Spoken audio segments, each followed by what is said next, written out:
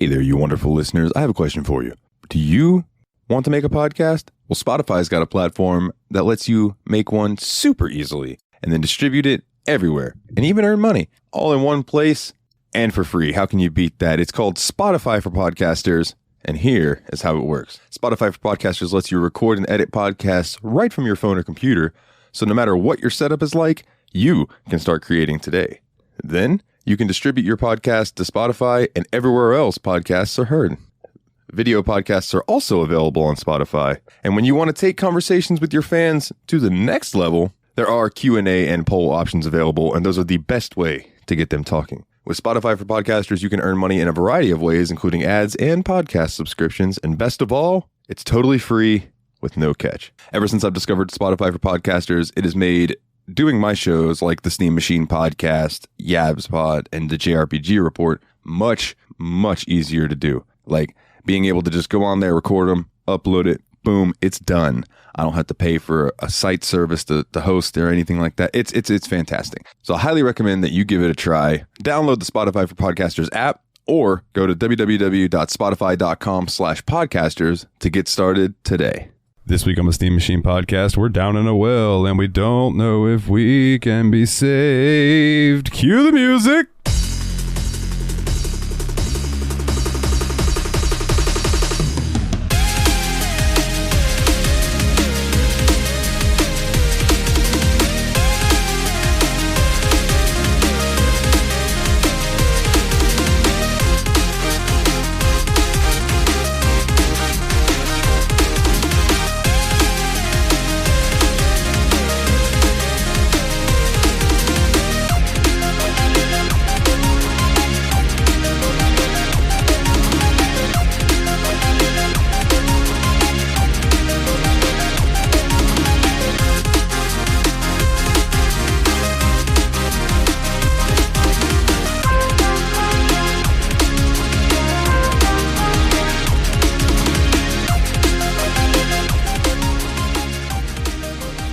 Hey everybody, and welcome back to another episode of the Steam Machine Podcast. My name is Dalton, and joining me as always are my good buddies and the Brothers of Destruction their fucking selves. Hey y'all, it's Nate again. Hi, it's Willie. I'm back. I was back last week, but I'm back again this week. Guess who's back with a brand new rap? Speaking of, it was cool to see Eminem at the Super Bowl. Like, I didn't watch the Super Bowl, but I did watch the halftime show while I was sitting on the toilet the next day, and it was interesting. Like, I enjoyed it. I liked it, but I also got this weird feeling like I always thought the Super Bowl halftime shows were kind of for older people and kind of media market neutral. And the fact that I was actually excited for this show is just making me kind of cognizant of my own age. Right? Yeah. Did y'all see some of like the Christian group responses to these? Like, holy crap, it's so ridiculous. It's like, the sexual bowl, what is this? I'm like, how old are you guys? For one, Eminem and Snoop Dogg are still a problem for you. That, and like, I saw people saying that Mary J. Blige was dressed too skimpily or whatever, and I'm like, dude, she was wearing more than some of the cheerleaders. Right. What the fuck are y'all talking about? It selective. Just baffles me. Yeah, that's exactly what the fuck it is. Yeah, there's no internal consistency or reasoning to it. It's all just getting mad to, make a point. Dude, it just makes me want to do like a performance where I got a bunch of my legs showing and I just write like, I love Jesus down my legs. So they really, like, what are they going to complain about? They would love it. Yeah, exactly. And I might even hang dong. But as long as I might even write Jesus on my dong. That one might be a little more ambiguous. It's an art project. Dongs for Jesus. Oh God, I'm sorry. Jesus. Dicks out for Jesus. Harambe is up there chilling with him. Aww. They're mauling children together in heaven now.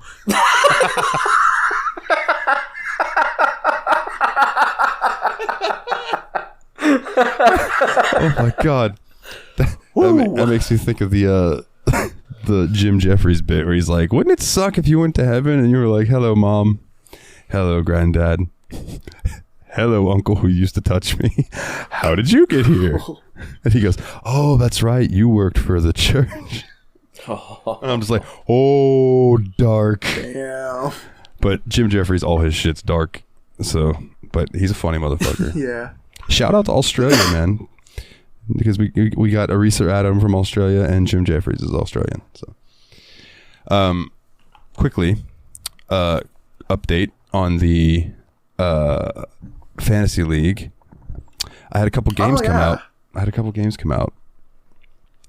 So real quick, the games that I did pick up some games this week. I picked up Xenoblade Chronicles 3. Good pick. Okay. Yeah, that's smart. And Fire Emblem Warriors 3 Hopes.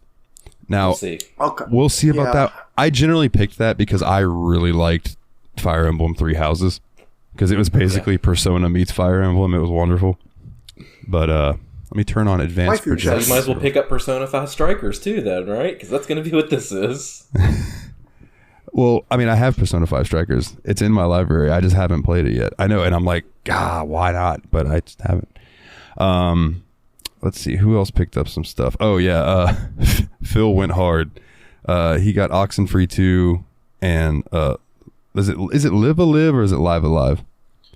I honestly have always thought it was Live Alive, and they said it completely differently from that on the show, so I have no idea what it is. Yeah.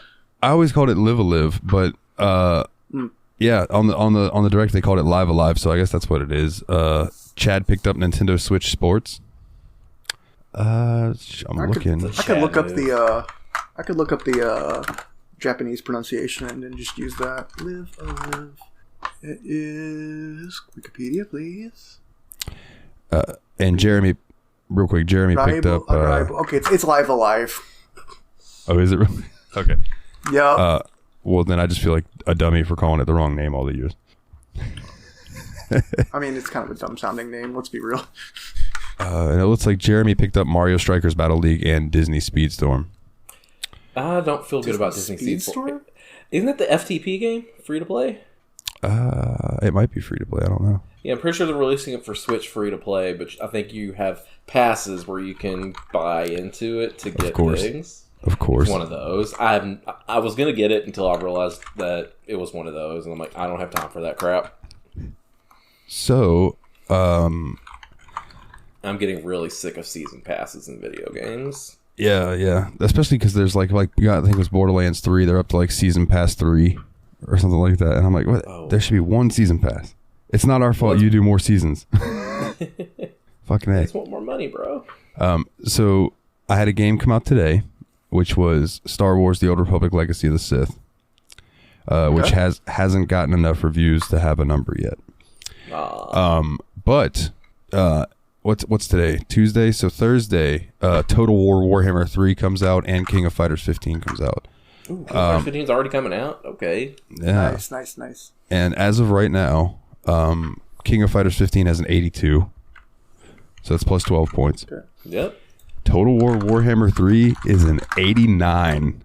Woohoo! And that was an 88 at first, so it's gone up a point in ratings. So I'm hoping that goes up. So I have that. Plus, I still don't have Elden Ring yet. And I feel like what's weird to me is that Elden Ring is projected to give me 14 points, which would put it at an 84. That game is going to get way more than the fucking 84. That's like... Yeah, I agree. I mean, I think you'd have to be an insane critic to not give it a high score. Like, you're expected to. Yeah, but I will say, Horizon Forbidden West, I thought was going to score over 90, and it has an 89. So it matched Total War Warhammer, and that surprised me like a motherfucker. Some other games that released, Wanderer came out, got an 88, which netted Cody 18 points. Sifu, I think we talked about that last week, netted 80. And Philly G got Crusader Kings 3 Royal Court DLC, which got an 83. So not bad. Dying Light 2 got a 77. Oof. 70 what? Dying Light 2 got a 77. Oof. Which is not bad, but like worse than I thought it was going to do. Yeah. But apparently that game's like 500 hours long or something like that. Oh, wow. Yeah, insane. So, how you guys been doing this week, man? What you guys been up to? It's been alright, man. I think I'm getting close to the very, very end of Pokemon Legends Arceus. I'm running out of content. My Pokedex is close to full. And I've caught so many legendary Pokemon at this point. It's just like, yeah, it's winding down. I think I'll probably be pretty done with it here by the end of this week is what it's looking like. Hell yeah. What about you, Willie? What about you? Watched some curling lately. I've always enjoyed the Olympic curling, and I found a feed of it where they didn't have any commentators, so you can just hear the athletes like talking to each other and planning their shots out and stuff. And I don't know, I found it really fascinating how much communication there is going on throughout that whole game. Huh. Yeah, I've never actually watched curling, but that would be interesting, like without the commentation. Like just to kind of it's like you're kind of there on the ice or whatever they play on. I think it's ice, right? Yeah. Ice. I thought so. I feel like it's very fun because the other team was Switzerland, and so they were speaking like German, and so they're always saying like "Super," which I thought was very funny. Super. I don't know why I gave him such a gruff voice. It was the girls' teams. I mean, Olga, Helga, Hinga, Dinga, and Durgan. Oh man. I feel like Pluto TV is really good for stuff like that. Like, I always find the randomest shit on Pluto TV. Like, I remember that is like the most fun, like, because it brings me back to like back when there were a whole bunch of channels instead of having to pick what to watch. You just say, "I want to watch something kind of like this." Go. Yeah, and like they all always have my respect because when Anthony Bourdain died, they had an Anthony Bourdain channel for like 3 months where you could just watch his shit over and over and over, and it was great. Oh, that sounds awesome. Yeah, and they had a NASA channel too. That was just like live feed of the Earth from somewhere up in space. And I was like, oh, that's pretty cool. Now, I have a question. I heard something about their decommissioning the space station. Maybe I read wrong. I don't know. No, neither of you never heard. I don't know anything about that. I will do some research and get back next week. I've heard something about it in passing, but I didn't look into it too much, honestly. I just read that they were gonna like decommission it, and they were planning out a place in the ocean for it to fall. And I'm like, yeah, that's just drop it in the ocean. Yeah, that'll fucking be perfectly fine, I'm sure. I'm not gonna bring any kind of weird space bacteria or anything with it. Yeah. Man, one of those space stations, I think it was when the Mir station was coming down, they had like a big goofy promotion where I think like Taco Bell would give everyone in the country a free taco if it hit like this target they set up, and it wasn't like within 1,000 miles of the target. They just put a damn thing out in the ocean like, here I guess. This looks like a good spot. Can't believe the Taco Bell astronomers bungled this one. Wouldn't like the waves carry that target out anyway? It's like not like it'd be easy to make that a static target. Yeah, they'd have to seriously anchor it. And I mean, at a certain depth, it's like, how do you anchor it without having a boat with a big ass long anchor reel chain? And even then, there's still probably spots in the ocean where you just can't. Fuck. I don't even like to think about how deep the ocean is, bro. Like, it fucking bothers me. I'm like, dude, there's probably some real creepy shit down there that we don't know. So I know that the movie was hot garbage, but I read the book Meg in high school. And the book is really good. The book goes into so much scientific detail and stuff about how this would actually happen and work. And it really bummed me out when I saw that the movie was starring The Rock or whoever the fuck it was. And I love The Rock. You know, everybody knows I'm a wrestling fan. I love The Rock. But like, that just told me that it was going to be a fucking action flick. I was like, damn it, man. Give me like Matt Damon or somebody who I'll at least consider it might be a thoughtful piece. Like, fucking A. Yeah. We have taken your scientific documented novel and turned it into a Jason Statham movie. Good luck. Oh, it was Jason Statham. Okay, I knew it was one of those fucking bald fuckers. I mean, seriously, there's like like major action film stars. There's been 3 of them that have been bald. You got The Rock, you got Bruce Willis, and you got Jason Statham. Vin Diesel. And Vin Diesel. Yeah, The Rock Light. Not to derail too much, but all the stories about how much The Rock and Vin Diesel hate working with each other is hilarious. I was just about to bring that up. Yeah, dude. Like, where they like won't do all this scenes shit in with their each contract where they can't stow each other up in any kind of way, so it's just like ridiculous. Yeah, and like there's a part in like Vin Diesel's contract where he has to make him look as tall as The Rock. Yeah, wasn't that like That's part of the big hilarious. beef is that like Vin Diesel's this big bad action star, but then he's standing next to The Rock, and everybody's like, "Oh yeah, he's only like 5'10". Okay, I got you. Which 5'10 is not short, but when you're standing next to The Rock, who's like 6'4" and a mountain of a man, Yeah. I was going to say, how much of a baby do you have to be? Because, like, everyone's seen that picture where Arnold Schwarzenegger is next to, like, Wilt what was it? Was Andre the Chamberlain Giant and and Wilt Chamberlain? Yeah. Yeah. And he looks like a tiny manlet, but that didn't kill his prestige. Everyone still thinks of him as a big, badass bodybuilder guy. Like, you think you deserve better than Arnold, Vin Diesel? He seems like he does think that, yes. That seems like his personality. I will say though, I give him credit. He's a big D&D fan, apparently. So like, I give him kudos for being a nerd, but yeah, he seems like kind of a douchebag. I tell you a picture that I always laugh at. Oh, go ahead. I feel like when I was younger, the Vin Diesel's a big nerd thing was cool to me. But now, like, every pro wrestler is pretty much a full-time gamer now, too, and shit. It's like, I don't think it's that big. I think just everyone's a nerd now. That's fair. One of my favorite pictures is Kevin Hart standing next to Shaq and Yao Ming. Oh, yeah. That's some funny shit. Like, he could very literally have some dicks on his shoulders. Isn't Yao oh my Ming god! Isn't Yao Ming like a full 2 inches or so taller than Shaq too? Yeah, I think Shaq's 7 foot or 7'1", and I think Yao Ming's like 7'4", 7'3", something. That's insane, right? Yeah, in this picture, Yao Ming makes Shaq look like a regular sized guy, and they make Kevin Hart look like their tiny child, like a fucking kid. Yeah, insane, dude. So this week I have been playing a little game called Lost Ark, which is a game that just came out. It's been super fucking hyped up. Oh shoot, I hope you find it, man. Thanks, man. I'm gonna hopefully find it. Like, I found a piece of the key for it, so we'll see how it goes. Well, this game's been hyped up for a long time. It was like this big MMO coming out, and I installed it. It's bigger than I thought it would be. It's like 80 gigs. But I loaded it up, and the character creator and everything, I'm like, this fucking looks like a Black Desert clone. Because the character creator reminded me a lot of Black Desert, and then I realized, okay, it's not as in-depth as Black Desert. So maybe it's just the aesthetic choice. But I go into the game, and I'm not met with like normal MMO combat. Like, it's like a Diablo, Grim Dawn, Path of Exile style combat. And I was like, oh, this is refreshing. This is refreshing because most MMOs come out and there's like a general, it's either going to be like a combo based MMO or it's going to be a hotkey based MMO. You know, like you got your World of Warcraft and you got your Black Deserts, basically is what I'm saying, getting at.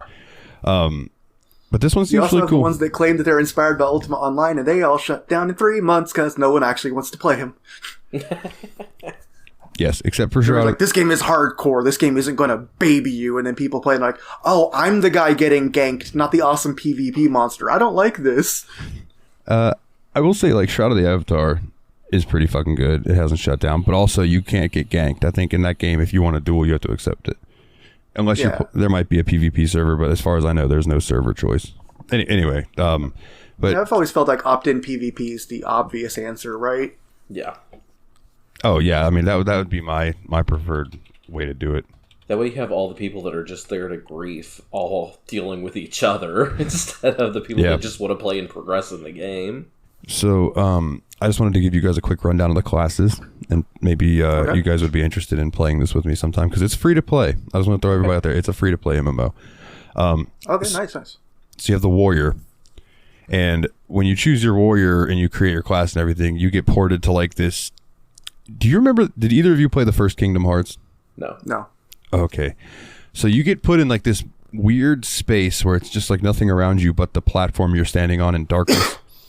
And then you kind of walk across this walkway that ethereally appears as you go across it. And then there's like this book. And you click the book and it gives you a choice of what advanced class you want. Just to explain why I'm going to break down these. So each class has advanced classes. So the warrior, you have Berserker, which is... I mean, you get a massive two-handed sword, so it's like Berserk, you know, of course. I created one of those. They seem pretty fun. My main is a paladin, and he is like a one-handed sword, and his other hand does like a holy magic damage. And then there's the one that I tried, and it seems decent. And your gear is absolutely hilariously big, and that's the Gun Lancer. And you have this fucking huge shield, and then your other weapon is this massive fucking lance with a big gun barrel coming out the middle of it, where you hit people and then it fires fucking bullets. Yeah. It's really, really cool. I'm kind of glad it got a wacky class in there, because I was kind of afraid you were just going to tell me every D&D class or some shit. Oh, no. So then you have a martial artist, and it's it's got 4 classes. Wow. I didn't realize that. Okay, so there's 2 different martial artists. There's a male martial artist and a female martial artist. Apparently the male has 1 class, the female has 3, from what I'm seeing. So the male class is striker. And that's your basic just monk with big gauntlets. You hit hard, you're kind of slow, but you do a lot of damage. The ones that I haven't checked out, but now I'm going to, now that I know that there's 3 other ones, is War Dancer, Scrapper, and Soul Fist. And I assume Soul Fist is more magical. Scrapper is probably very, very quick. And War Dancer, I'm not really sure, to be honest with you. But I'll check those out. Sounds like a racehorse name. And then there's a class called Gunner. And this is another one that has a male and female, but this time it's switched. The female has 1 class and the male has 3. So the female has Gunslinger, which basically looks like Aaron Black from Mortal Kombat. Like, that's what it seems like it would be. The artillerist is a dude with a massive fucking cannon looking weapon. Then you have Deadeye, who I think is a pistols guy, and then Sharpshooter, who is like your archer type. You got a mage. There's 2 different types of mages. There's your bard and your sorceress. Bard uses music to do damage and help heal and stuff. I think sorceress, obviously, magic. And then the assassin, which is really cool. There's the Shadow Hunter and the Death Blade.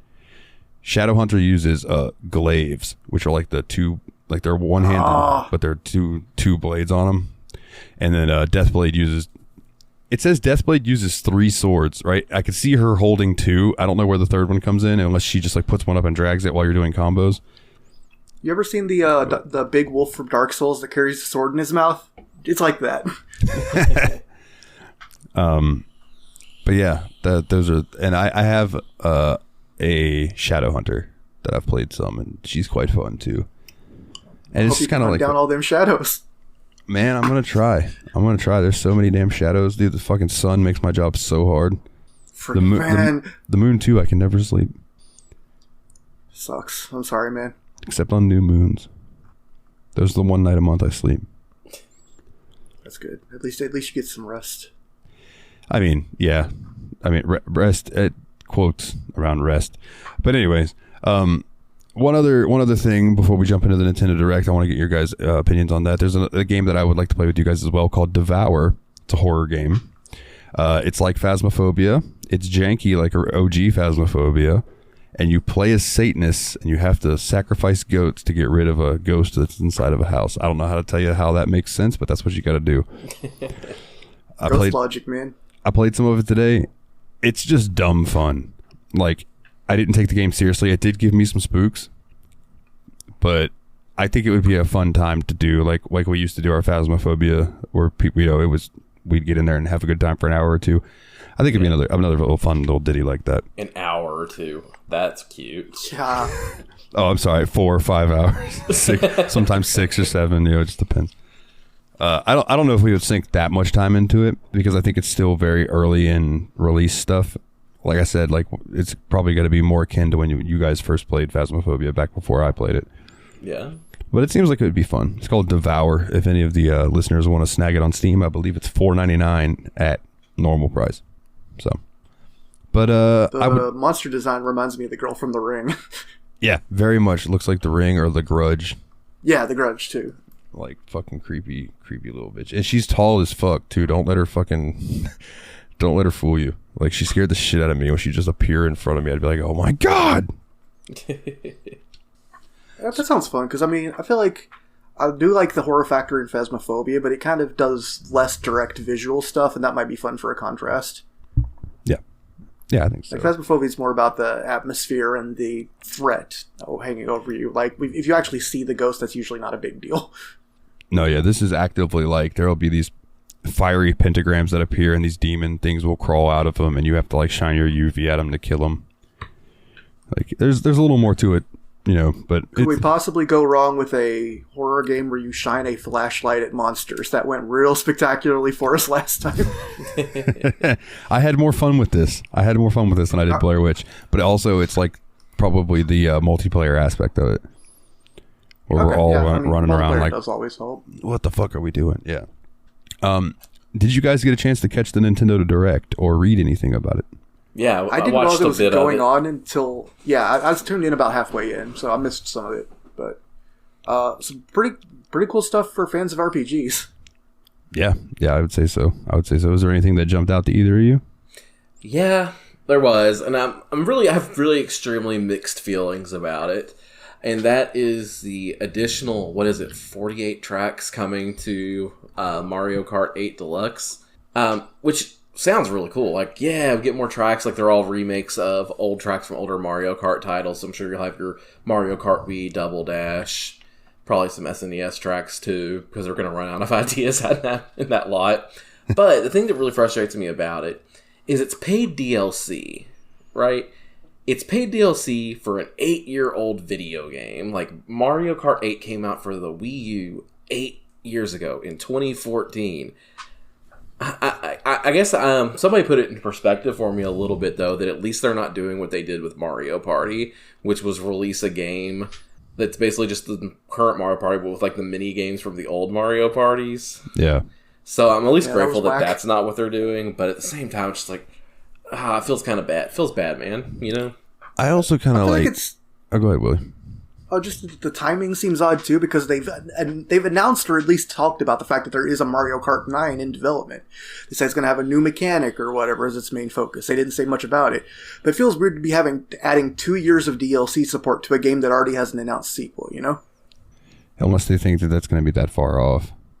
But I don't know. But I look at it like they're doing what I think Madden should have been doing for years now, which is release a game called Madden.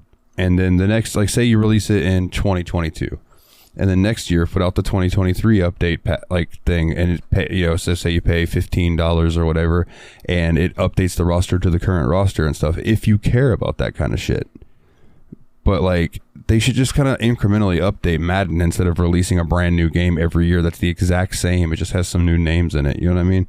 And I get it's a little different with Mario Kart, but at the same time, I wish other series would learn from what Mario Kart's doing. I think that they could benefit from it. Sports titles in particular. Yeah, I mean, that makes sense. I mean, fuck, even WWE games, you know, like, which I'm crossing my fingers that 2K22 or whatever the fuck's coming out this year is going to be good. I have no faith in them right now, but I really want them to prove me wrong. Yeah. But yeah, some of the games that jumped out at me, you heard me mention in the breakdown for the Fantasy League, the Fire Emblem Warriors 3 Hopes looks really good, because I really like Fire Emblem 3 Houses. I wish I would have never traded it in, because I would like to replay it again. I'm sure I could figure out a way to do that, but what's up? What exactly is it? Is it like a regular sequel, or is it like a spin-off game? Because I saw it uses the characters from 3 Houses. So it's like you know how they did Hyrule Warriors, or it's kind of like a Dynasty Warriors Musou type, or Musou, I think is how you say it, type game. It's one of those, just with the Fire Emblem characters from 3 Houses. Okay. Which is going to be interesting, because the way 3 Houses was there were 3 houses, 3 factions, and sometimes you would have to go into battles and help each other. Sometimes you fought against one another, and it could be interesting to do that in a Warriors type setting. So like, I kind of have high hope for it. The very first Musou game was Dynasty Warriors 2, and that was literally based on the Romance of the Three Kingdoms. So having 3 sides is kind of part and parcel to what the game's style can do. Yep. Oh, man. Yeah. And, you know, while I was playing Dynasty Warriors 9, which apparently the PC release of was absolutely fucking atrocious, but I was playing it on PS4, and I started listening to this podcast about the Romance of the Three Kingdoms, and dude, that's some fascinating shit.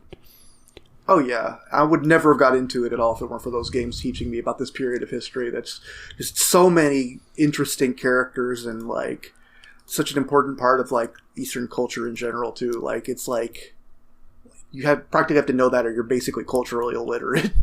Yeah, and from playing Dynasty Warriors, I'd be listening to it, I'd be like, oh, I recognize that name. Oh, I recognize that name. And if I didn't have that, I'd be like, what the fuck are they talking about? Who is Cow Cow? Like, what is, you know what I mean? Like, Jaldoon. Oh, Lu Bu. I'm gonna pursue him. Told you not to. Damn it. I love Lu Bu. Dark Souls, you died text comes up. One thing I was interested in, I thought, I haven't finished the first game, but like, I'm probably one of the, not everyone in the world agrees with me, but I didn't like how Xenoblade Chronicles 2 went to a weird, less of a, like, I like the original art style, and I felt the second one's character designs were a lot more generically anime, and I feel like they kind of put the wagon back on the right track for what they've shown of Xenoblade 3. Yeah, I started up the first Xenoblade Chronicles the other day. I don't know when I'll have the time to like put into it to play it. You know what I mean? It's a big one. Yeah, and then Xenoblade Chronicles 2 is even bigger. But the third game looks really cool. And that definitely jumped out to me as well. I was stoked to see that they're actually remaking or remastering, whatever you want to call it, Chrono Cross. Yeah. Because I feel like maybe that game will finally get a fair shake.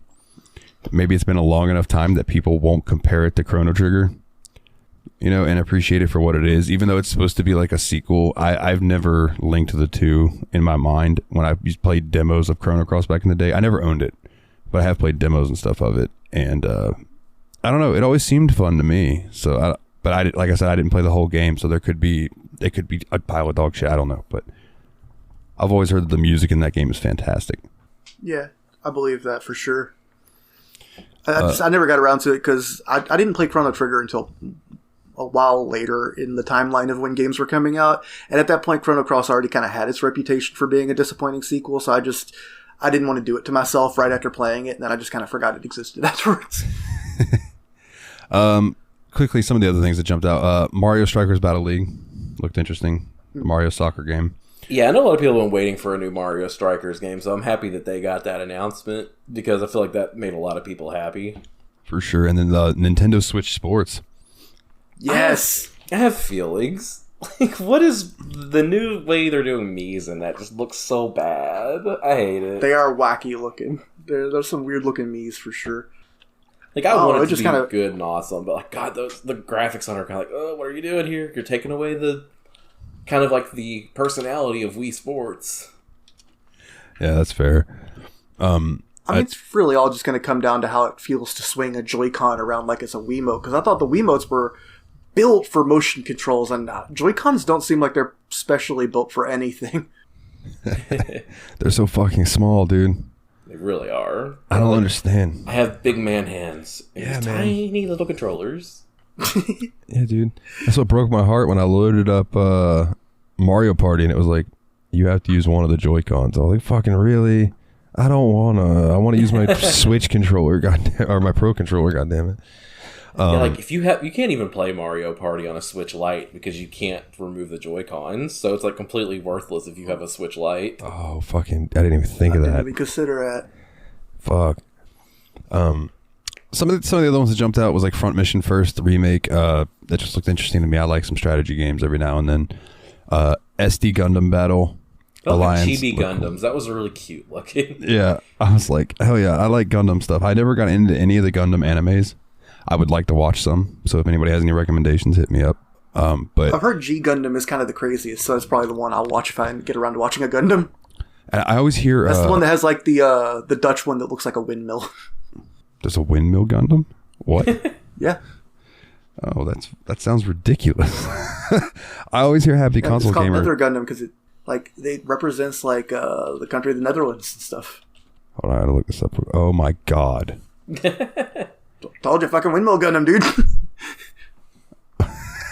That's like, oh, who the fuck came up with that? The guy who comes up with Mega Man bosses. What the fuck? That's awesome. I wonder if he can lay on his back and fly away. That would be really cool. I always hear Happy Console Gamer talk about this show called Macross, which I think was like mech fighting stuff. I know it's not related to Gundam, but like I just lump in Gundam with mech Mech stuff.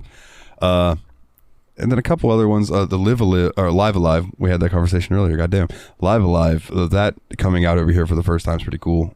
I have the fan translated ROM of it, so I mean I've checked it out. It's pretty fun. I think people really enjoy that. And the only other one was Lego Brawls, which I think is basically just Lego Smash Bros. If I remember correctly. One that I think looks really good. I mean, this isn't the first time it's been announced. They just dropped a little bit more information about it, though. Was that new Kirby game that they have coming out, the 3D Kirby? That one looks really good. The new power-ups they kind of displayed in the thing where Kirby doesn't like quite eat it the whole way, but just kind of puts his body around something. Like the Kirby car was the big takeaway a lot of people had from the Nintendo Direct, where he eats half of a car and just drives around the car. Kirby car freaked me out, man. I was like, what the fuck? Kirby car for Mario Kart. Because it's all inanimate objects that have a mouthful mode instead of a copy ability, it is now my canon that Kirby has to eat something with a soul to gain its ability. Otherwise, he just kind of emulates it. Dude, there was like... I feel like there was innuendo jokes in that, because there was mouthful mode, and then there was another one like where you got to get something hard to move forward or something like that. And I was just like, what is Nintendo doing right now? I had to rewatch the trailer to remember exactly what it was, but it made me giggle. But yeah, it was overall it was a pretty cool direct. I was happy to see that a lot of the cool RPGs are also coming to PC. So that's good for us. One takeaway is like without Smash having new characters to announce anymore, it's really hard for them to come up with like a super home run announcement that everyone will agree on being like made the show or whatever, you know? Like, although I still think here's something you could do. You could show us some Breath of the Wild 2. We are absolutely dying for it. That's true. That's true. People are like clamoring for more for that game. I wonder if they'll like give it an announcement this year. Yeah, they just need to go ahead and announce Mario Odyssey too. Like, it just needs to happen. They should do Mario Iliad. Yes, that's it. I think that would be fun. I don't know if anybody would get I mean, y'all got the joke, but I don't know if the majority of people would get that joke, but it would be fucking fantastic. Looking forward to Donkey Kong Country Returns. God, please give me another Donkey Kong game before the Switch goes out of commission. Please. And make it a bongo I thought they weren't game. even gonna. I thought, oh yeah, bring back the Donkey Kongas. But man, I didn't think that we were gonna even get Metroid Prime 4 to ever come out in the first place. So the fact that we got Dread along the way too, like I was whining like, Nintendo, what are you doing with my Metroids? And now it's like, well, they went and did the thing. Like they made an all timer. Speaking of Dread, that got an update on the Direct where it was talking about they added a harder difficulty and an easier difficulty. Yeah, like Rookie mode and Dread mode. Rookie mode means you have a lot of extra hit points. Dread mode is one hit kill. I can't imagine beating that game in Dread mode. Like, it's so hard to not take damage in that game. I wouldn't play it on anything other than easy. Oh, I play it on normal. Normal is fine and good. I am awful at Metroidvanias. If you guys haven't found out from listening to our episodes on different types of Metroidvanias. But the thing that usually makes Metroidvanias hard isn't the combat, so like I'm less worried about the difficulty in that regard. Although this game does, for a Metroidvania, actually have, like for a Metroid game especially, it has a lot more. What's the word I'm looking for? There's a bit more of a combat focus. Like they've added a parry and shit. Hold on. What happened? What the fuck was that? I hope that picks up on recording, dude. I swear think it was on Willie's end. I think it had to be something happened with his bike. It just made a huge squeal noise. It was like... Willie, you're talking and it sounded like somebody behind you just went, ah! Like really quick in a high-pitched voice. Like I thought like the Phasmophobia ghost was about to get yo ass, son. We're about to start hearing I don't see it on my waveform, so hopefully that was the internet. Oh man, now I think I'm worried I'm haunted and I'm not going to even see it happen. It's just weird that me and Dalton both heard it and you didn't. Yeah, because like I know I wasn't looking at the camera, but like on my web or on my computer over here, I made eye contact with Nate. Like, oh, what the fuck was that?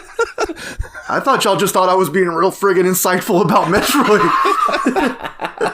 No, I was trying not to shit my pants. I was like, what the hell? Have fun editing, Dalton, if that sound didn't make it into the recording. Oh yeah. No, fuck that. I'm leaving this in. This is gold. Just dub in a terrible sound. Yeah, there you go. I'll figure it out. Gentlemen, let's talk about some well down. Let's get well down into Downwell. Actually, hold on. One more thing before we get into Downwell. All right. Did y'all get the chance to watch the trailer for the Chip and Dale movie? Right. Yes. Yeah. Dude, what a cool concept.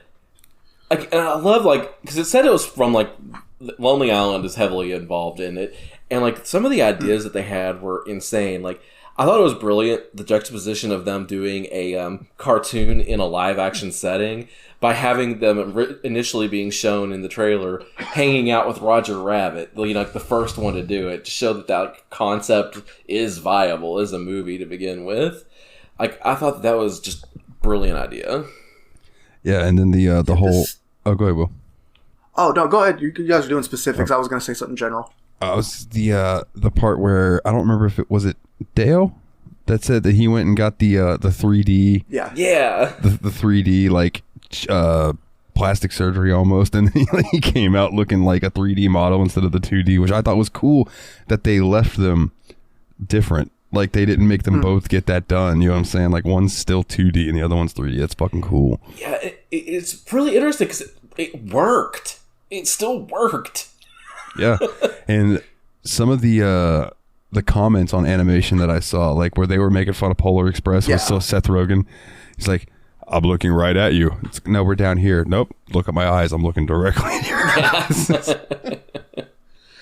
Shit was fucking fantastic. That's the wildest part. If you told me that they're making a Chip and Dale movie today, and didn't show me the trailer, I'd be going, oh, cool, another soulless cash in on millennial/Gen X nostalgia. Now watching, no, this is a movie that has a lot of ideas and things to say, and pays homage and takes interest in the recent history of animation. It actually seems really sick. What I would have expected from it was I would have expected it to be good, but I would have expected it to be a reboot, like the Lin-Manuel Miranda DuckTales they did a few years ago. That's kind of what I was expecting it to be when I first heard the thing crawl across the screen. But then I watched the trailer, I was like, "What?"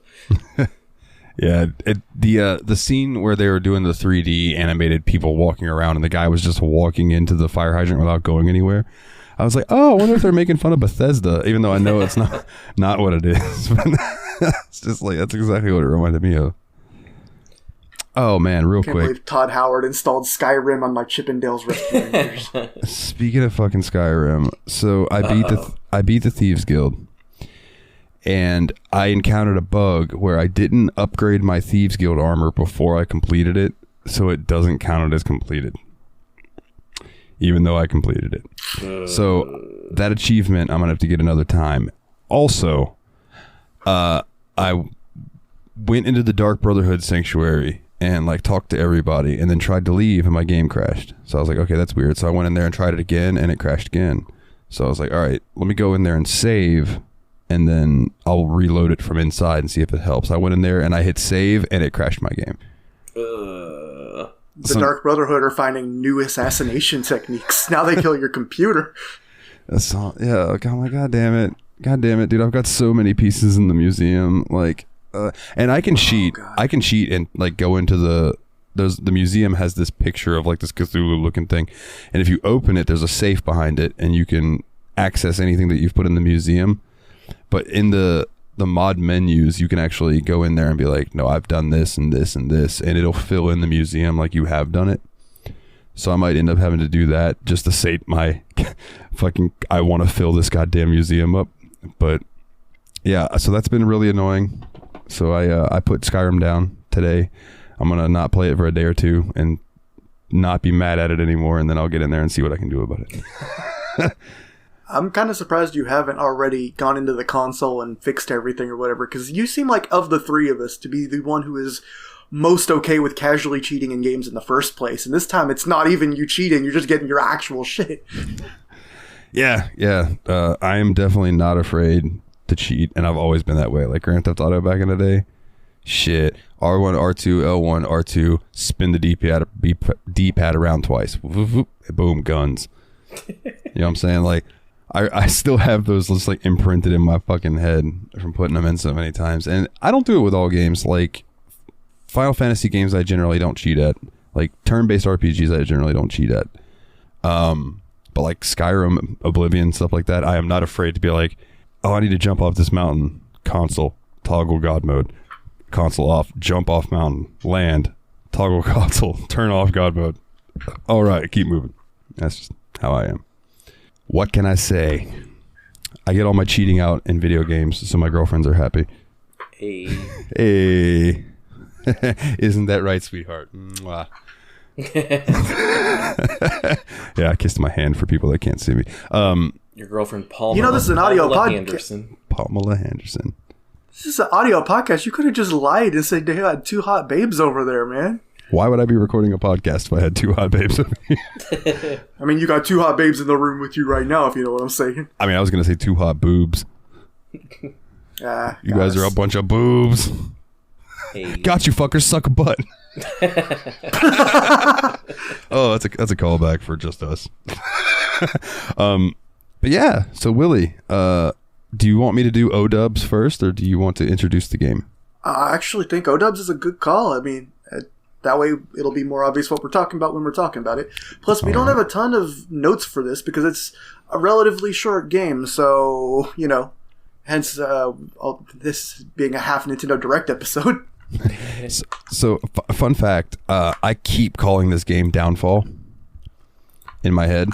Like and I searched about Hitler? I searched Downfall, and what came up was a movie about Hitler, and then a horror video game that's like, and then a tabletop adventure horror game, and then there was a whole Wikipedia list of things called Downfall, and not one of them was what I was looking for. And then I was like, oh yeah, it's Downwell, and I typed in Downwell, first goddamn thing that came up, Downwell, because that's a much less used term.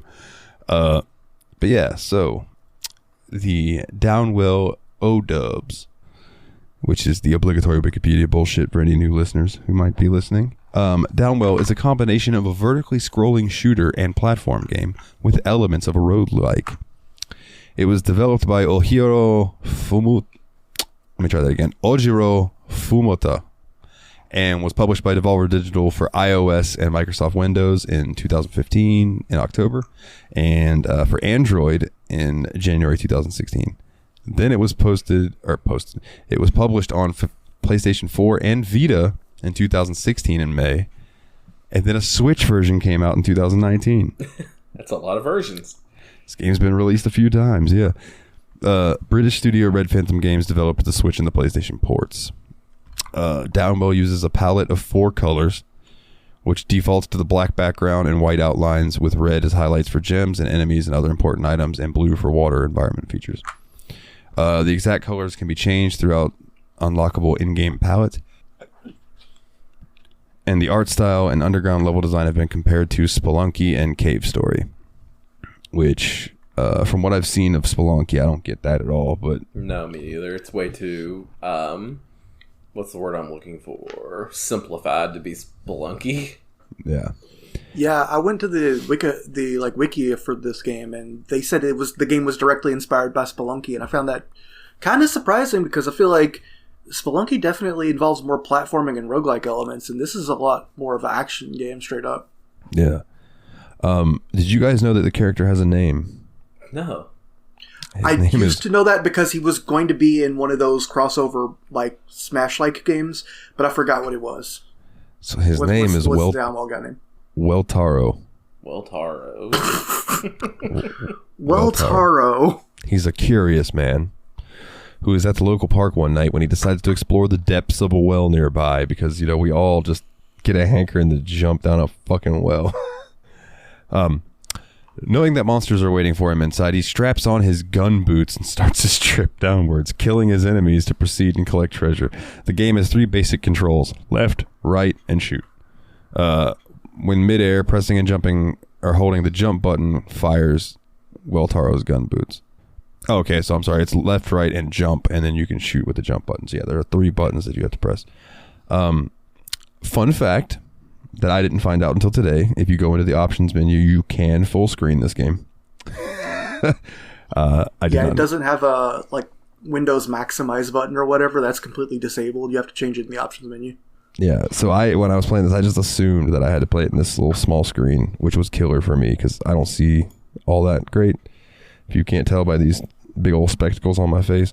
But once I put it in full screen, it was much easier to play, and I got a lot further.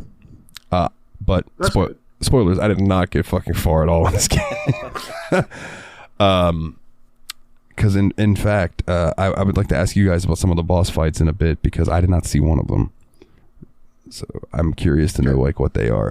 But yeah, so basically like you just kind of, I don't know, Willie, if you want to take it from here, I know you know more about this game than I do, but we're kind of just like falling down and trying to kill stuff. And I do have a question for you, but I'm gonna let you explain or talk some first. All right, so basically, while you're falling and stuff, you can jump on enemies that do not have like the. I'm going to use the word red to describe the highlight color, but there are different palettes you can choose from. The more you play, the more you unlock them. So it might end up looking like a Game Boy guy or something to you instead of a red thing. But like you can land on any enemy that's mainly white, but if they have like a fully red body, then you have to shoot at them instead of dropping on them. But basically you shoot with your gun boots, which is a ridiculous phrase that I love, and drop, and there's also doors throughout the level that have little time bubbles, and if you go into those, they can be like a shopkeeper or a new weapon. And so there's a few different weapons. They're kind of basic video game guns, like there's like a spread gun, a burst fire, etc. There's one you can aim while you're falling, but it makes you do a little less damage. And your goal is to kind of keep on healing and getting more ammo charge, so by the end of the game you have enough resources to win, because the final boss fight is a pretty tough one, and a lot of the platforming in the game too. Well, it's kind of hard.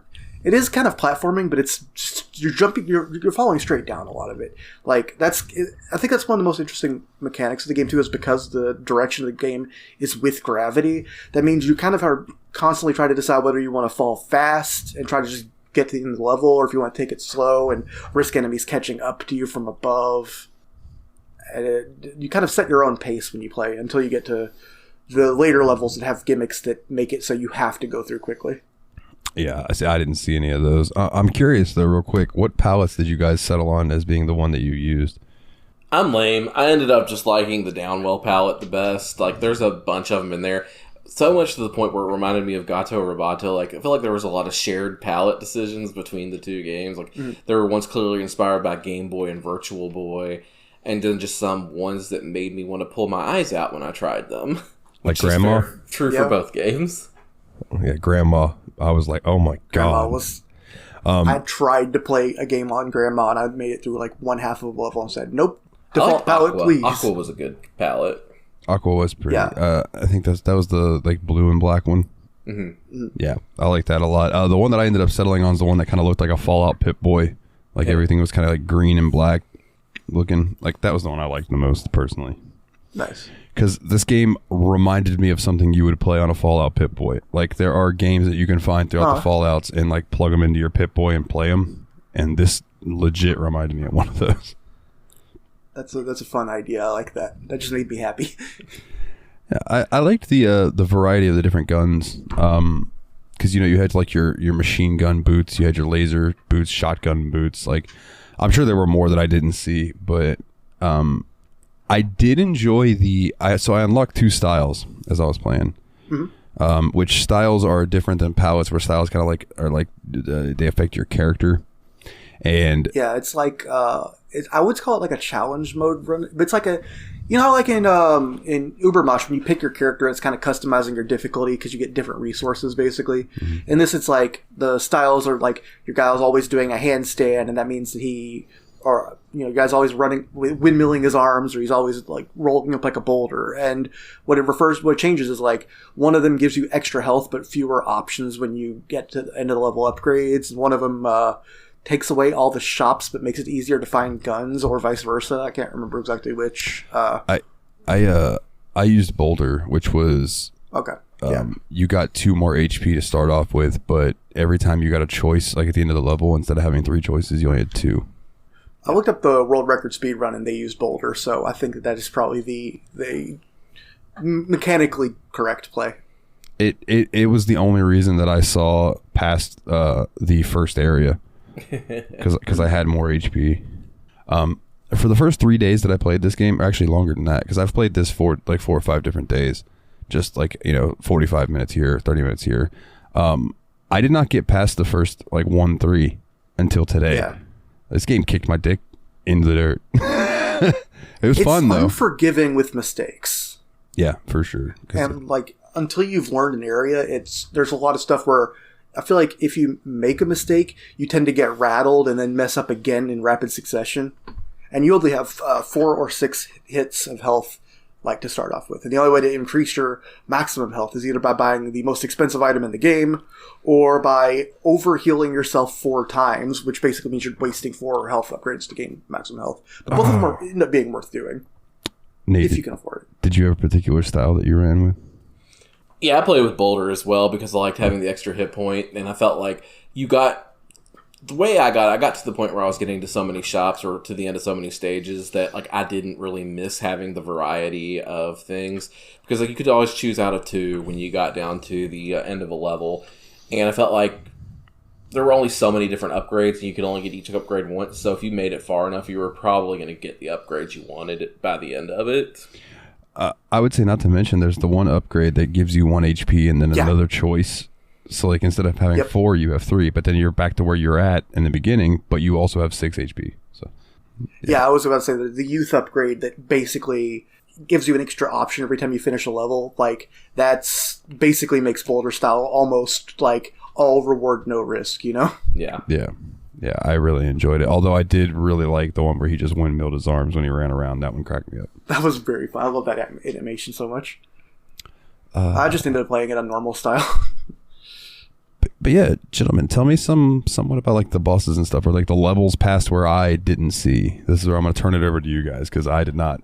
Yeah, I can start off a little bit with it because like the first level of the game, you're kind of just going down the first part of the well, right? So it's pretty much easy, like not easy, but compared to the rest game, easy. I think that was called the cat. It's just a. Yeah, it's a cavern. It's just a video game cave level, basically, at first. Then it gets weird after that. Yeah, just a video game cave level where your enemies are like bats and slimes and other non-determined creatures, essentially. Yeah.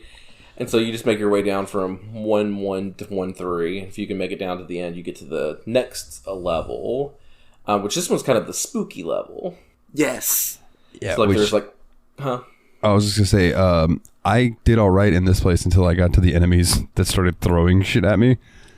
Yeah. And that was where I got fucked up. In there that throw bones at you, it's like those are one of the most difficult enemies to get past, in my opinion, in the game. Yeah, I just try to avoid those guys because I don't know whether shooting at them and then trying to bounce on them is like shooting at them to try to take out the bones and then bounce on their head. I don't know the timing for that, so I'd rather just leave them, Yeah.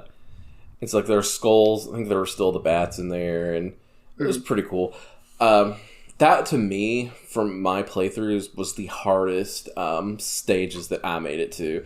Because I made it through from 1-1 to 4-3, I think, is as far as I made it in the game. And that second world, to me, was the hardest world.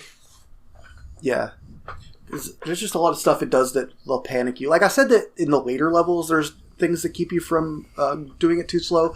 Not think about the catacombs, the scary world, is where some of the platforms, if you stand on them too long, spikes shoot up. So like you don't have as much sure footing in that level as you did in the cavern. Which I think is training you for the later parts of the game where there's even less footing. But man, it was so hard to realize that I have to get off of this right away. When I first started getting down there every time, like I was getting killed by that so often. Yeah. Yeah, those fucking. I streamed this game, and that's about all I really put into it. Was one stream's worth of playing the game. Played it for about 3 hours on stream, and made it to 4-3, which apparently was the level before the boss. But Willie, you want to cover from past after the catacombs? Okay, so after the catacombs, you fall into some water in this area called the aquifer, and this level introduces an oxygen meter mechanic. So you have to kind of break. It's not as bad as it sounds, because I think if you run out of oxygen, you just take 1 health damage, and it refills automatically. And don't worry, you don't have to hear the sonic drowning music while you play. Yeah, so you're kind of falling, and there's... I don't know why I keep saying you're falling. That's the main mechanic of the game. But, so there's like jars that have air bubbles and stuff in them that you can pick up pretty frequently throughout the level and stuff. Okay. And the enemies are fish and squids. Yes, there's a lot of fishy enemies, including that squid is one of the most dangerous enemies in the game because if it gets past you all the way to the top of the screen, it like shoots down from where it landed up through like a missile, like goes past any land and stuff too. It's just straight down. So if there's a bunch of them, it can be really difficult to avoid, especially while you're not thinking up, you're thinking down. You know? Yeah, that would suck.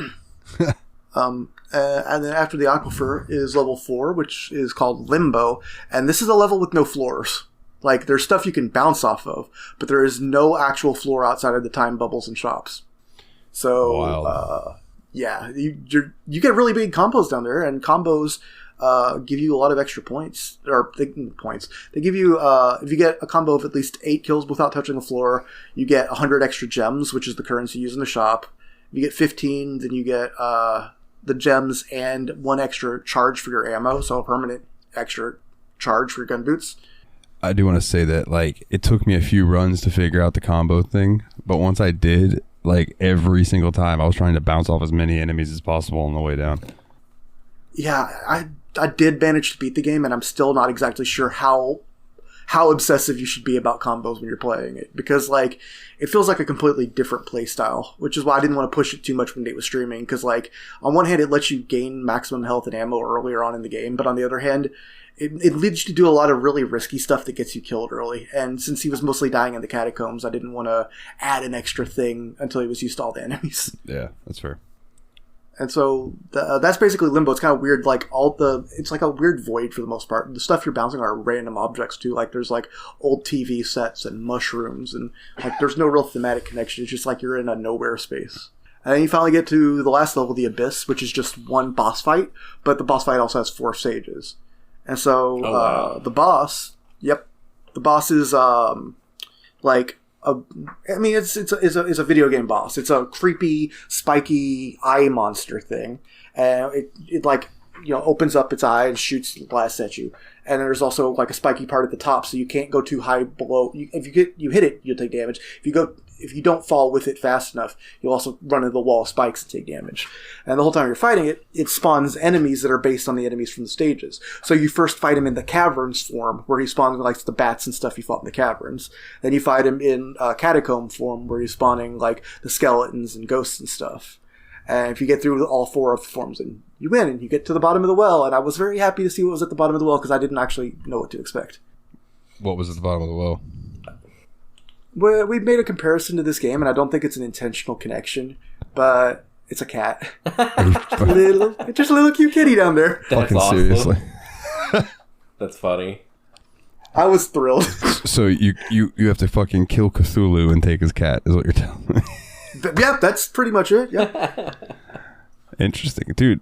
Yeah, okay. I would have laughed at that if I'd have gone through all that and got to the end and I just like saved a kitty. That would have been satisfying for me. Yeah, same. And I probably will come back and try it a little bit more off after this podcast. Okay. One thing about this game is it can make you rage. Yeah. So like, there were times while I was streaming, I was getting mad at the game. I was like, I gotta keep my cool. I'm live on air. I can't be mean. But I was like, God, I want to kill something right now. I feel like that especially happened with the collision detection on the bats. Like, that seems like the strangest like, when the bat comes off of the wall, it feels like it hits you in a way that you don't usually expect. You usually think you're going to get the drop on them. Yeah, I there were so many times that I would try to, like, bounce off a bat, and it would damage me, and I'm like, why? Yeah. Why? What the fuck? And then when I was in boulder mode, like, some of the things on the ground, I would roll over to them and think that it was going to hurt me, and I would just squish them. And I was like, okay, that's cool. I'll take that. Yeah, the worm enemy can't hurt you unless it falls on you, so you can just walk over it. Okay. That's definitely what it was the worm. This would be a good pooping game. And what I mean by that is, like, if this is a decent, because I didn't play the Android version or anything, but if it's a decent version for phones, like, this could be a cool game to, like, while you're in the bathroom, just get a couple runs in, Yeah, and the one thing I've really noticed, too, is, like, once you guys started mentioning that it was developed for the Mac operating system and whatever first, I was like, oh, this was intentionally developed for phones on purpose. So then I went back and started looking at the game on Steam, like just the Steam store page. If you look at it, That's the dimensions of a phone. Like, I didn't even notice it while I was playing it, but this is clearly a game that was made to be able to be played on a phone. And I was like, huh. An interesting setting in the options menu that I can't help but laugh at because of GameSack on YouTube. He always goes, Tate mode. Oh, yeah, I had a Tade mode, or Tate mode, or whatever that's set. I think it's Tade, but he calls it Tate because he just is a joke on there. It looks like Tate. Yeah, but he calls it Tate mode. So what Tate mode is like, say you could take your monitor and flip it sideways and turn on Tate mode, and it would flip the screen to fit your monitor sideways. That's cool. Yeah, it's from... it's used in a lot of vertical shmups from Japan. Mm-hmm. Yeah. Yeah, and that's usually when he makes those jokes, he's covering some sort of shmup, and he's like, guess what it has? And then it does the, like I did, the Tate mode. That is really interesting. I'm just imagining Terry Tate.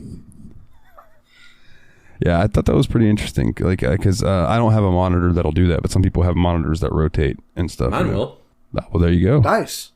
So you might be able to check it out in Tate mode. That's hilarious. Tate dog. Hell, Tate dog. Oh yeah, Nate playing Tate. I'm sorry, Nate playing Tate. Nate dog? I thought we were Dick Crash Bandicoot last week. Nate dog. Dang. Yeah, that was good. I don't know if I'll put much more time into this game, but it might be something that, like, if I've ever got some time to kill, I'd be like, or if I'm like watching something that I need to pay attention to and I can kind of pay attention to playing a game, I might throw in Downwell. I was going to judge it harshly, and then I figured out how to make it in full screen, and it wasn't as bad. I'll give it a 7 downs out of wells. Yeah, I'm pretty similar to where you are. Because I think it's a fun game and it's a really cool concept, but God, it pissed me off sometimes. But at the same time, like, that's not always a bad thing. Like, sometimes games are intended to do that. So I thought it was pretty fun, all in all. So I will go ahead and give it 7.5 skulls out of squids. I mean, it definitely pisses you off, and I think that's the good thing about this kind of game is even a winning run is like a 15-minute run. Like, the world record speed run is like 6 minutes or 8 minutes or something like that.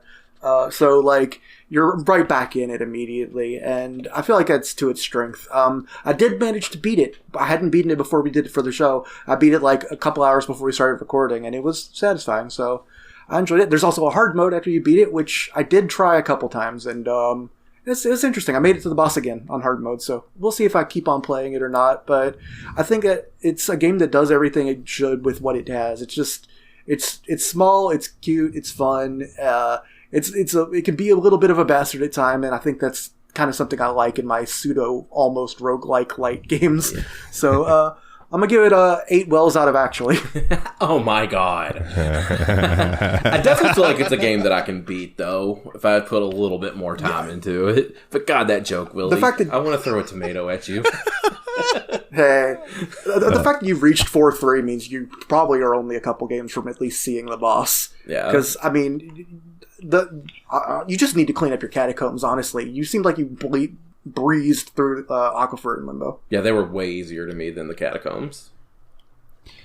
So this game inspired me to look up a list because I don't know, lists have kind of become my thing, and because it was a good indie game, you know what I mean. So I was like, what are some of the best indie games out right now? So I found PCGamesIn.com. I don't know why there's an in on there.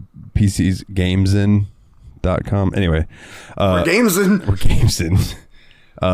It's the best indie games on PC of 2022 or in 2022. In 2020. Okay, so these come like from any time. Yeah.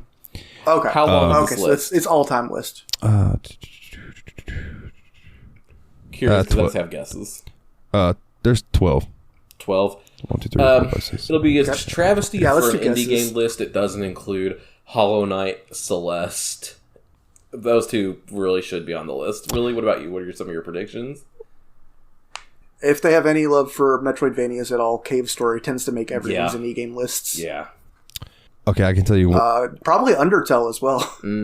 Okay, I can tell you that two of the games that you have mentioned are on this list. Okay. Okay. Number 1 is Wildermyth. Starting at 1, not 12. Or I guess it's 12. I don't know. These aren't numbered. Okay. Then it's not a real list. Have you guys ever heard of Wildermyth? Wildermyth, no. Yeah, he's that guy that used to be the Fresh Prince of Bel-Air, right? Get off the stage. Someone grabbed the hook. Apparently, I can't stop myself today. I'm sorry. The quick description of it in here is: if you've ever wanted to play through a tabletop RPG campaign with friends without needing a dungeon master to craft your story, Wildermyth is the perfect solution. As your unique cohort, Jesus Christ, of heroes set out on the world, they encounter all sorts of adventures. They shape their identity and personal narrative. As each story is procedurally generated, you end up playing through a tale that's totally unique. So nice. Seems interesting. Your characters age, fall in love, and eventually die, but you can keep their legacies alive in subsequent playthroughs. It's a storytelling marvel with beautiful papercraft art and an endless replayability. Oh, nice. Papercraft art. Okay, I'm on board now. Always down for a new aesthetic. The next game on the list gives me a segue into saying, shout out to Tadpog, Tyler, and Dave Play All Games, because Dave was talking about this game just the other day. This game's called Inscription. Yeah, okay. And just looking at this screenshot, I am gonna play this fucking game.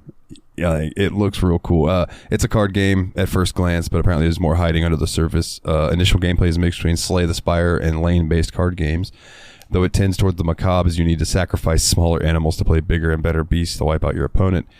And then it starts going on that, like, the more you play, the more you realize that there's more going on than what it seems. And this is very vague, so I'm just going to say that and leave it at that. Okay. Because I don't want to spoil anything. So the dev has made a very similar game that also is like much more than it seems behind the scenes. So I trust them to pull this one off. Hell yeah! What was the other game? Do you know the name of it offhand? Pony Island. Oh, right. I heard Dave talking about that too. That's a free to play game, isn't it? Pony Island. Or I don't remember. I think it might be. While you're checking that, the next game on the list is called Unpacking. Either of you heard of Unpacking? I feel like I've heard of that. Didn't that one just come out? Is that the one that has like the really good sound and stuff? Yeah. Recently, it's got Pony Island is $5 on Steam. Oh, okay, $5 isn't bad. Unpacking is basically like it's supposed to be like a relaxing, soothing style game. It just plays really like lo-fi and like chill music, and you have a bunch of boxes, and you have to unpack them and place everything in the right area in the room. And it's just strictly a game to just make you like, it's like a stress reliever. Nice. I've heard really good things about it, actually. I have watched Jane from Outside Xbox play it.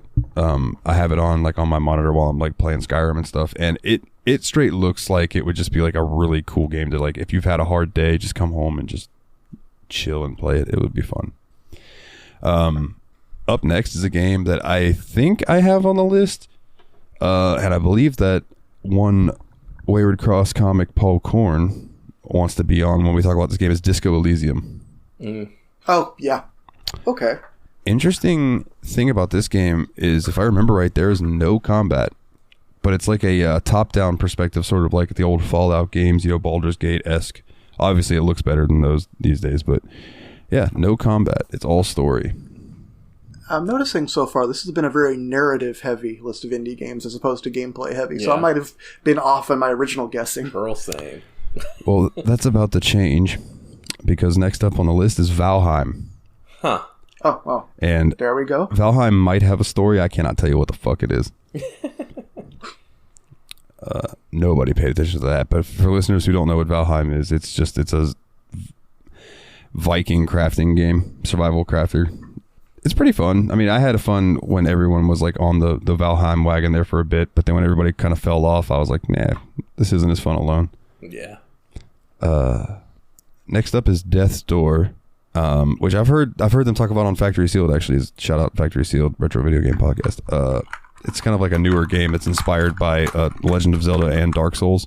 You play as a crow in charge of reaping the souls of monsters for the Reaping Commission headquarters, a mysterious and surprisingly bureaucratic organization. Okay, that's a lot of. You said a lot of things I like.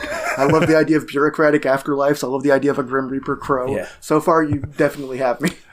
These monsters aren't ready to give up their lives, and they're ready to put up a fight in order to keep them. Make your way through dungeons, cemeteries, and overgrown ruins as you solve puzzles and defeat smaller enemies along the way. Death's Door's beautiful visual style in combination with strong combat mechanics truly sets it apart. The combat feels fantastic as every slash of your sword has weight behind it. Cool. So yeah, that does seem like a cool game. I might have to look into that Death Door. Yeah, I don't feel like I'd really heard about that before. I'm kind of interested now. Next up, a game that Good work list. I don't think anybody's ever played. Among Us. No. This fucking game, dude. Like, this list is sus. Yeah. Among Us, like, dude, I guess it had its time, and it's still having its time, but I am over it. Yeah. Like, I feel like Among Us has done one thing which is interesting, was it managed to pull off the cycle of overplayed meme to dead meme to just memeing through it until it is now a permanent meme that will never go away. Yeah. Like, I think I sent y'all a TikTok that was an Undertale meme this morning, or maybe I posted that in the Pokemon chat in our Discord. You mean Among Us meme? What? Oh, you said Undertale. Did you mean Among Us? Yeah, Among Us. I'm sorry. My brain is broken. Yeah, it was Among Us meme. Sorry. No, it's fine. But, dude, that was the most genuine. What? Like, the look on your face, that was the most genuine confusion I've ever seen, where you were like, what the fuck are y'all talking about? I felt bad for asking about it. You looked so lost. I was. But yeah, Among Us is on this list. Next up is Loop Hero. Okay. Which I've heard of. I think I downloaded it. But yeah, I haven't played it, but it's like another roguelike. It says, another day, another tile of ghouls. In this retro roguelike, you must ready your sword and shield and venture into the loop. An endless, treacherous cycle of vampires, slimes, and dagger-wielding goblins. Those are three of my favorite things. Playing as the hero, you set out on a looping track, placing cards down as you acquire along the way to make each loop more dangerous than the last. Oh, that's interesting. Okay, so looking at this screenshot, it looks like the level design is a circle, or a quote-unquote circle is what you can do with squaring, but by destroying monsters surviving each day, you gain precious materials to take back to camp. So yeah, it's a roguelike. That kind of reminds me of like oh my god, I almost said Drawn Together, but that is totally not what I'm thinking of. That's a show. Don't Starve, where you're going out and collecting the materials, so your next run out will be more productive. It looks like Loop Hero was originally started off as a Ludum Dare Game Jam game, and it was published by Devolver Digital. And both of those things tend to make me think, okay, I'm interested. I don't know why, but I absolutely tend to love Game Jam or games that have origins as Game Jam games, because they usually are based on a really strong concept. Yep. And Devolver Digital published Downwell. Yeah, Devolver Digital don't miss, man. I really don't think I've ever played anything that they published that I wasn't like, oh, I see why you guys got into this one. Next up on the list is a game that I think y'all can talk about more than me, even though I believe all three of us have played it. Hades. Okay, yeah. Yeah. So this list seems to be going a lot more modern and current than I was anticipating. Yeah, so far. Yeah, I was thinking of like an all-time type list too, but I got nothing bad to say about Hades, man. That game is absolutely a thrill. I think it's got fantastic action, fantastic writing. The characters are amazing. The difficulty curve is constructed maybe cleverer than any roguelike type game I've played in a long time. I could have included Hades in our Patreon discussion. Shout out to our Patreon discussion. If you guys want to hear that, it's $1 a month on patreon.com/Steam Podcast. Because I got to a part in Hades and I still to this day can't beat it. Everyone gets stuck at a certain boss in the third level. It's normal. Fuck, man. Kicks my ass every time. But yeah, Hades is great, dude. The combat just feels so good. Go ahead. Oh, I was just going to say, the weird thing about like progression in Hades 2 is like, I for the longest time played with just the spear and the bow and tried to stay away from stuff. My first winning run ended up being with the sword because I had to actually pay attention and react to stuff instead of just plinking away from a distance and thinking I'm invincible. Like, so maybe a change of your playstyle might help, at least so you'll learn more of the mechanics of the enemy that you're struggling with. Yeah, I think my favorite weapon ended up being the staff. After like a couple different tries, because I was using the sword for a long time, and then I switched over to the staff and seemed to do a bunch better. So maybe I just need to try maybe like the bow or something. Yeah, the sword was the last weapon I'll beat the game with. I like the bow in theory, but unless you goose it up with a lot of dataless hammers, it kind of suffers on DPS towards the end of the game, I feel like. Yeah, it definitely, I would get to certain points where I just felt like I wasn't putting out the damage I needed to be. So the final three. Is this all games we named? Next up is Stardew Valley. Oh shit! I didn't say Stardew Valley. Yeah. Okay. Yeah. which is just like Harvest Moon but better. Like Stardew Valley, I need to put more hours into that game because there is something so ridiculously charming about it. And I mean, it's kind of like Graveyard Keeper. You know, I mean, you guys have heard us talk about Graveyard Keeper, and I'm sure if you're listening to this, you probably know what Stardew Valley is anyway. But there's just a lot more to it than just farming. You know, like you can go into the dungeons and go kill slimes and stuff, or you can help save the little local stores, or you can bring in the Walmart equivalent. You know, there's just like a bunch of different shit. You can get married, all kinds of stuff. It just seems like it would be a fun game. It seems like they took the original Harvest Moon ideas and just expanded them into a game that's more than just a farming game, but it still has that soul in it too. I don't know. It's really nice. And it started off being made by one guy, which I think is that's crazy. What was his name? Something like Curious Gorilla or something like that. But he ended up having to hire people once he started, like once the game blew up in popularity. He had to like help hire people like for porting and things like that. But he is working on a second game that's coming out, I don't know when, but it's called Haunted Chocolatier, and you run a fucking chocolate factory like Willy Wonka, and I am so looking forward to that shit. So, next up, Undertale. I feel like probably enough words have been written about Undertale in the history of human speech that we don't have to really add our own stripe to this one. Yeah. All I'll say is I'm interested to eventually get to that game and play it. Yeah, I think it'll be a good episode. I mean, eventually we are. I don't think I'm going to say anything about Undertale right now that no one in the history of mankind has ever said. Right. And the last one, Celeste. Okay. Celeste.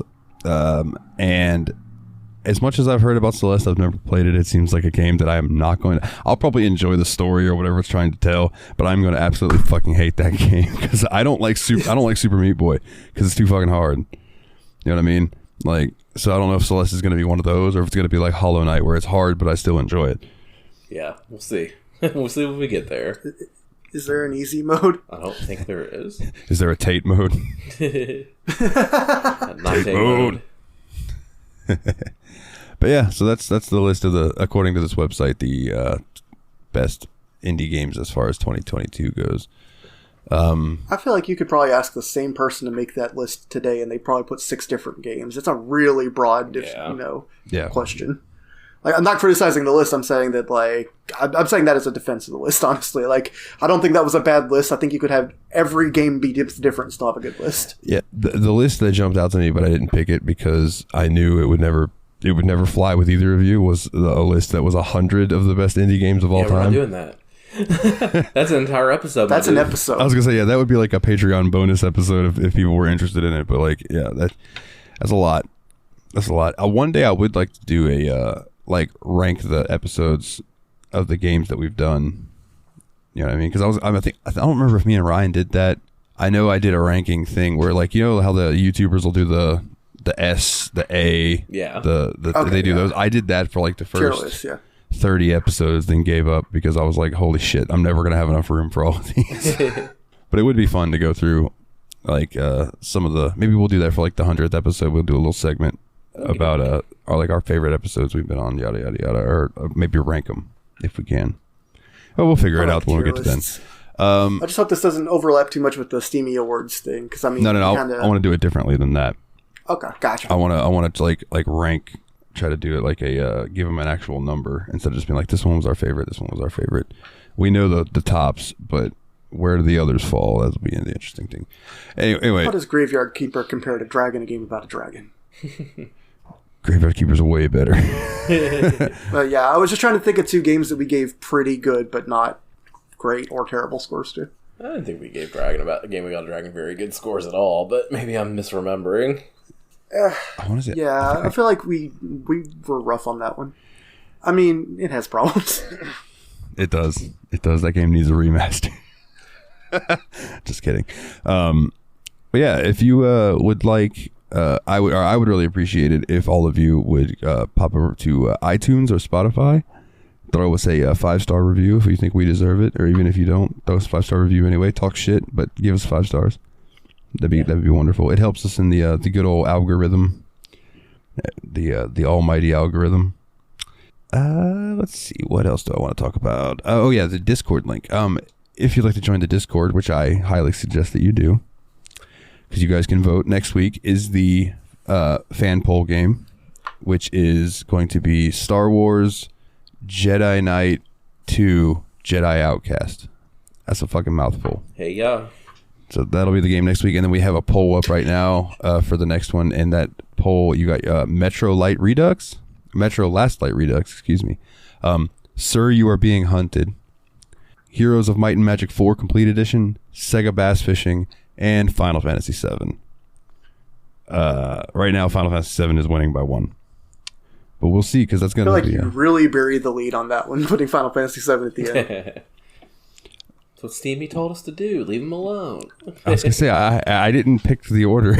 I promise. I believe you. I believe you. I'm just like, man, that's that's the gorilla in the room, obviously. Oh, yeah. That is a big game, big time commitment, and probably maybe a multi-part. Would we multi-part that if we get it? Probably, yeah. I would like to see the end of it. Not take a staff pick next week or next month or whatever. And we can short game poll coming in. Yeah, that'll be when the short game poll comes in for sure. Which is another poll that you guys can vote on, because that's all you guys. It's all you. Yeah, so bit.ly/TSMP Discord, all capital letters. Come join, vote on that. Talk in our general bullshit that we do. There's a lot of good people in there. And if you also would like to join the Patreon, which would be very helpful to help the show out and stuff, is patreon.com/The Steam Machine Podcast. And I would like to give a shout out to all of our Patreons with a special reach around shout out to Nate Sir Cogsworth, the 7th of Juniper, Jeff, the original expendable old Jeffy Lube. Eventually I'm going to make his name so hard I can't say it. And then Arisa Adam, shout out to his podcast, Revival and Extinction. Then after that, merch link if you want a shirt, tsmpproductions.threadless.com. Go get you a shirt with our logo on it, or Steamy, or whatever you want. If you want to go to the website, bit.ly/The Steam Machine Podcast. Capitalize that phonetically. You can find the episode there, and a link to all kinds of stuff, including my Bandcamp, where you can find, if you like the music for the show, you can pick that up there at nileTheNightmare.bandcamp.com. And you can also find a button for a certain Turtle Bear Man's Twitch, so I'm going to pass it over to him and let him go ahead and plug his stuff. Hey guys, you can give me a follow on Twitch, Twitter, and TikTok at Turtle Bear Man, just on my retro video game bullcrap. I did actually stream the Steam Machine Game of the Week this week. When it's a game like Downwell or something like that where it's feasible, I'd like to do that, but generally catch me doing retro garbage. Peace. Yeah, and I would like to try to start streaming more games. I just need to make time for it, for the games for the show, because I know you're not going to want to stream the ones that are like, not retro. Willie, sir, do you have anything? I like to give a shout out to Nate, because he has really good pacing. I just noticed you finished that Coke during the housekeeping section, man. You paced that Coke beautifully. Oh, yeah. You gotta cut the Coke with a little bit of water, you know what I mean? That sounds terrifying. Would that hurt? Make Coke too. Would that hurt your nose? No, I'm just kidding. I'm drowning, and I'm high. Oh, no. That's a double whammy. That's a terrible combination.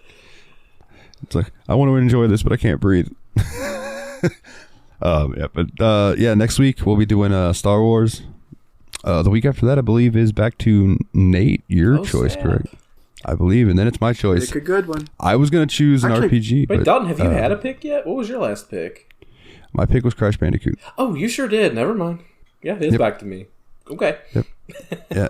And then, like I said, I was going to pick an RPG, but I have a very strong hankering that we're going to be playing Final Fantasy VII, so I might hold off on picking an RPG.